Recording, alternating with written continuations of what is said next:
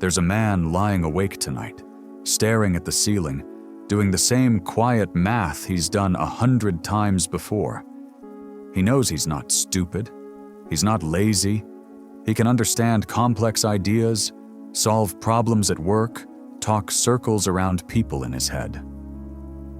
And yet, when he looks at his actual life, a stubborn question keeps coming back. If I'm not dumb, why does everything still feel like this? He has tried to fix it the way smart men usually do. Productivity systems, self-help videos, rational pros and cons lists. He can design a perfect routine on paper, but when real moments come, something in him hesitates. He holds back instead of speaking. He waits instead of acting. The same safe patterns repeat, like he's walking in circles on a path only he can't see. What makes it worse is watching people who are obviously less thoughtful move ahead anyway. At work, the loud guy gets the promotion. In dating, the confident fool gets attention while he gets polite conversations and friendly smiles. In social life, the ones who never seem to think too deeply become the center of the group. It feels like there is an invisible rule book everyone else secretly read, a game he arrived too late to learn. The more he pays attention, the more he senses something under the surface. It's as if there is a hidden script running in the background of his mind, quietly telling him what he's allowed to want, how much space he's allowed to take. The script whispers that he must be harmless, helpful, reasonable, never too much, never a problem. So even when he knows what he wants, his body moves as if it has already been told no. Carl Jung, a different kind of thinker, believed that most of our lives are steered by these unseen patterns. Not magic, but deep emotional habits built from childhood, family expectations, cultural stories about what a good man is supposed to be. They sink so far down that they stop feeling like ideas and start feeling like reality itself. So maybe your stuckness isn't proof that you're weak or lazy. Maybe it's proof that you've been obedient to a script you never consciously chose.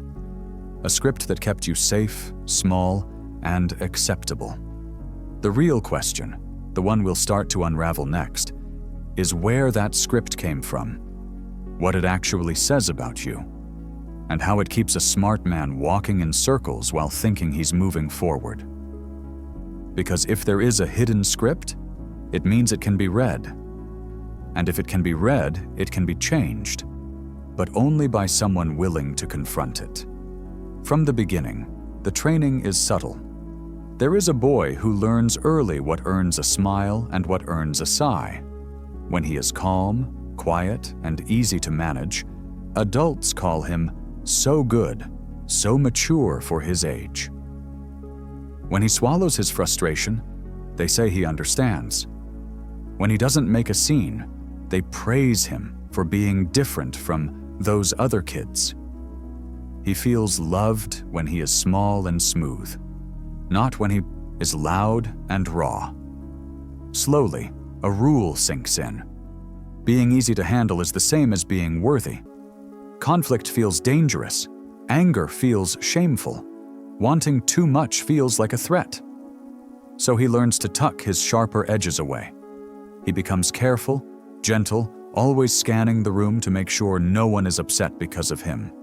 To survive like this, he starts to build something on the inside, a kind of mask.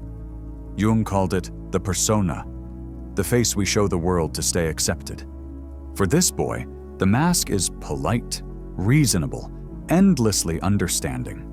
He becomes the guy who doesn't make trouble, who laughs things off, who says, "It's fine," even when it isn't. Over time, the mask stops feeling like a mask. It feels like me. School reinforces the role.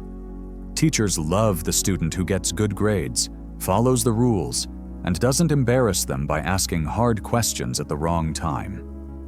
He learns to use his mind to please authority, not to test it. Being smart becomes another way of being safe. He knows how to give the right answers, but not how to challenge the wrong systems. At home, the pattern deepens. Maybe his parents are stressed, fragile, or exhausted. They lean on him to be the stable one. He becomes the emotional sponge, the one who absorbs tension by staying small and helpful. He is the peacemaker, the quiet fixer, the one who smooths conflicts or disappears so they do not get worse. A part of him starts to believe that his job in any room is to reduce the weight for everyone else, even if it crushes him a little. Around him, culture whispers the same message in different words. Think, but don't disrupt. Achieve, but don't outgrow your assigned role. Be competent, but not intimidating. The hidden script links power with guilt. If you step up too far, someone will be hurt, jealous, or angry. Better to stay in the comfortable box marked nice, reliable, safe, than risk being seen as demanding or selfish. Jung would say that this persona, the good boy, the nice man, the harmless mind, is only half the story. It is the socially acceptable half, polished and approved. Everything he had to suppress to keep that approval, his anger, his hunger, his wild ideas, his refusal to always be reasonable, gets pushed into another room inside him. That room is what Jung called the shadow. The script that keeps you powerless isn't written in your thoughts alone. It lives in the parts of you you were told to hide, the impulses you apologized for before you even understood them. In the next step, we'll look directly at what that script actually says to a smart man, line by line, and how it quietly choreographs his choices every single day. There is a certain tone your mind uses when it wants you to obey the old script.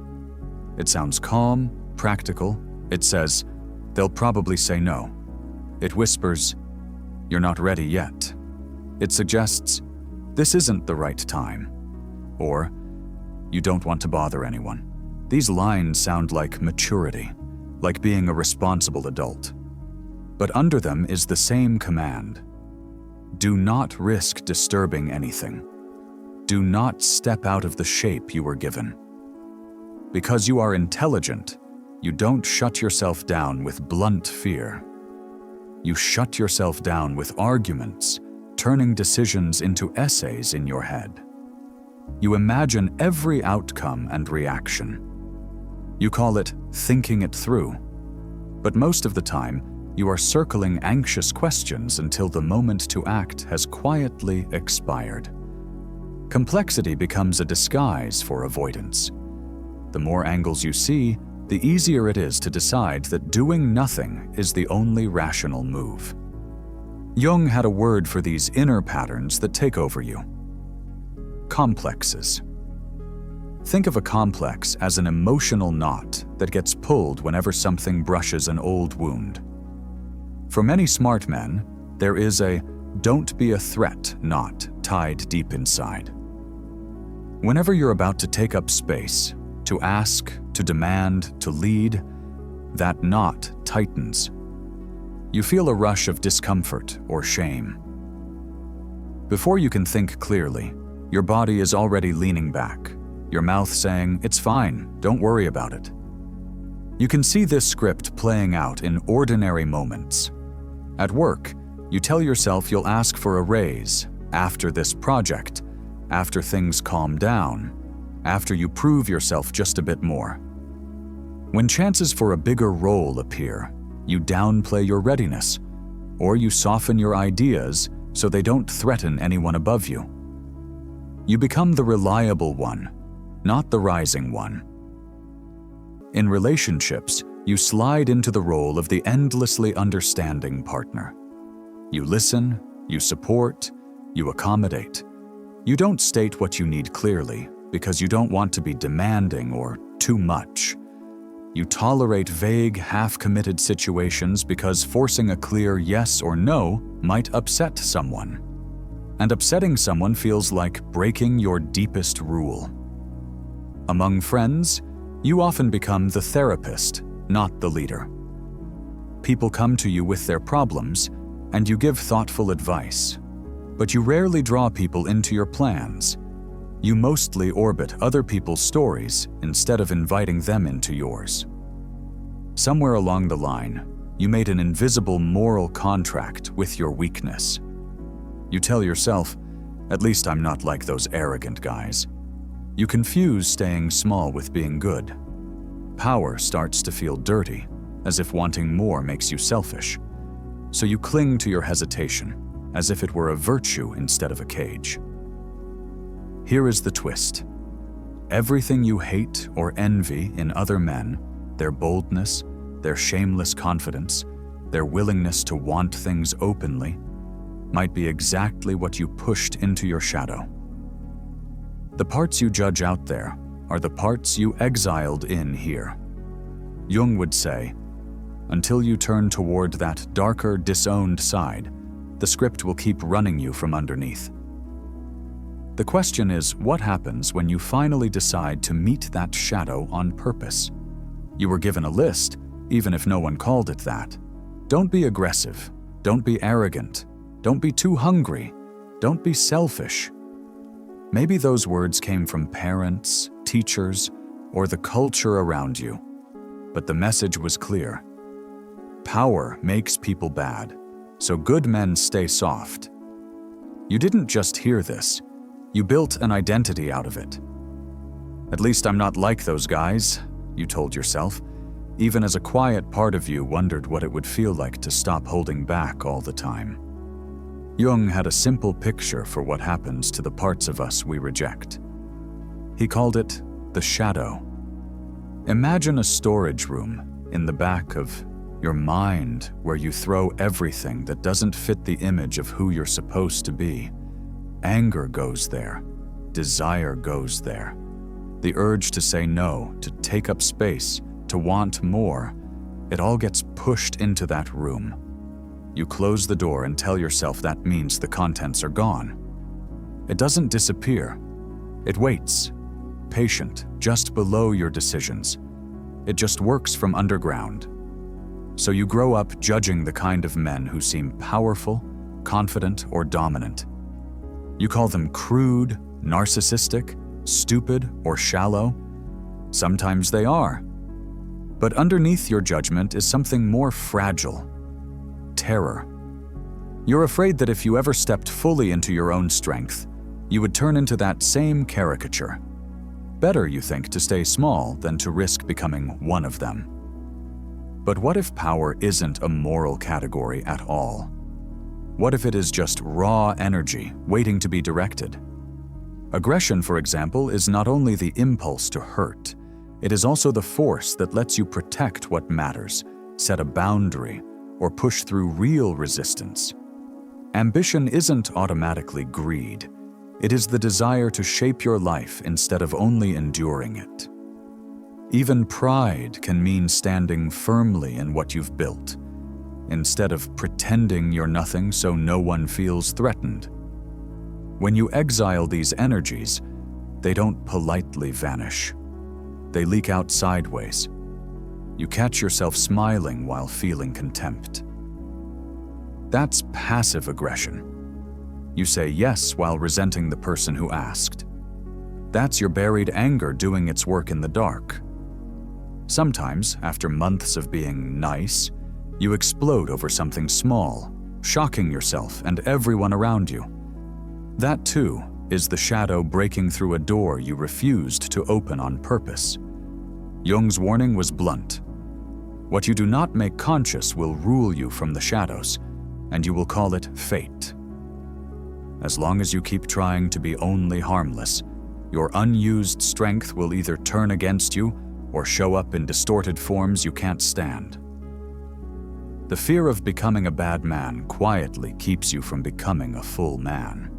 The way out is not to kill the shadow, but to meet it, to stop treating your hunger, your anger, your desire for impact as crimes, and start treating them as forces you're responsible for steering. The question, then, is how you begin making that alliance in daily life. How you rewrite the hidden script using the very energy you were trained to bury. That is where we go next. The first move is not heroic. It is awareness. You start listening for the old lines as they come out of your own mouth. It's fine. Don't worry about me.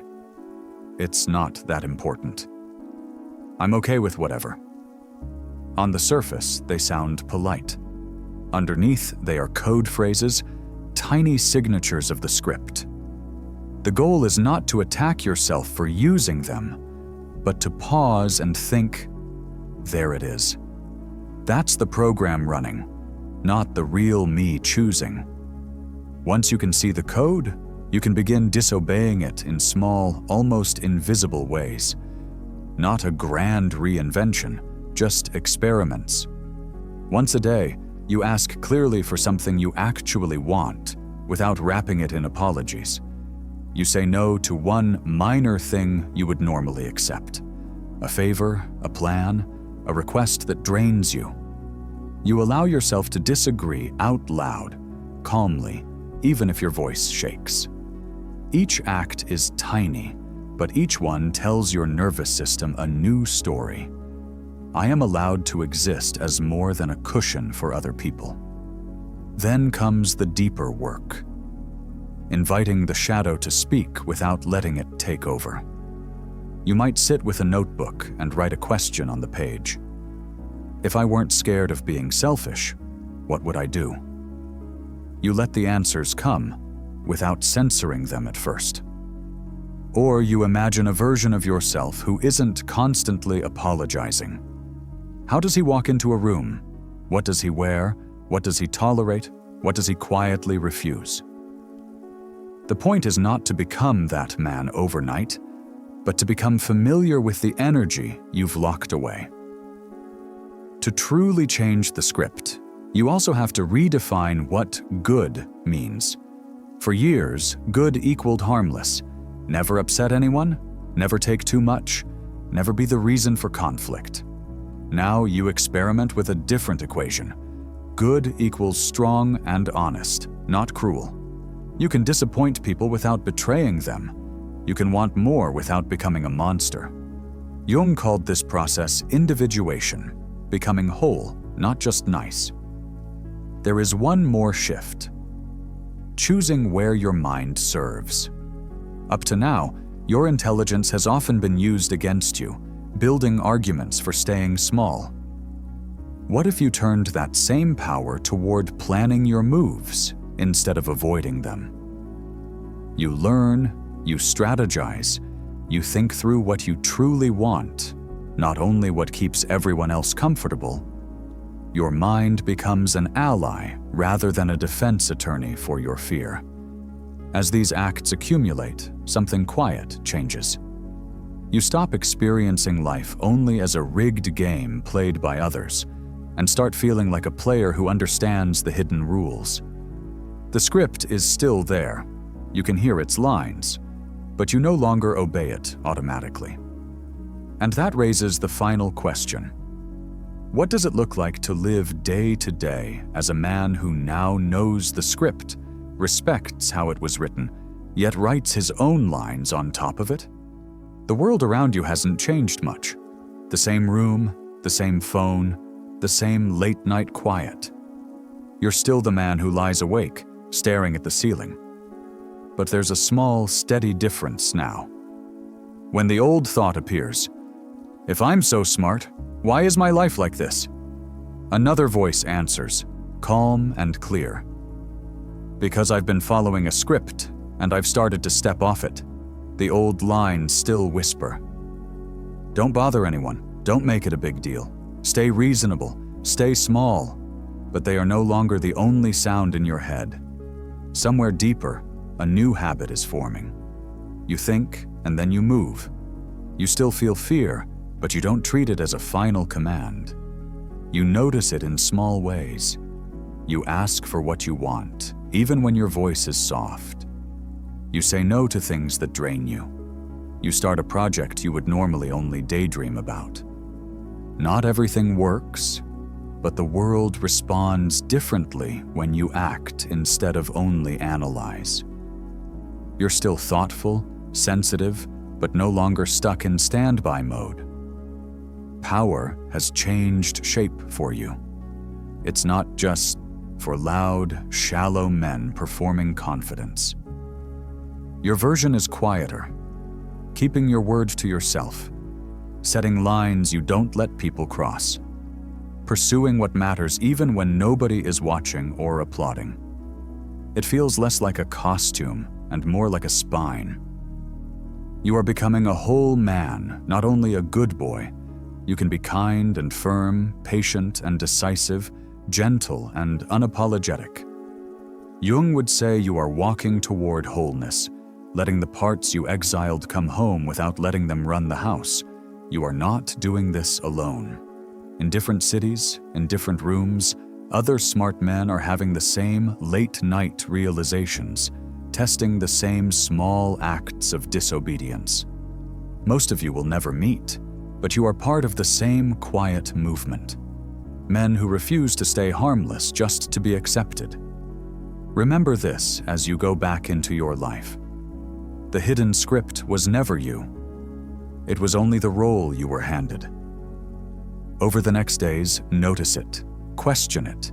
Take one small action that belongs to your own story. And if you ever want to explore the deeper Jungian layers, dreams, symbols, the way your relationships mirror your inner world, that can always wait for another night.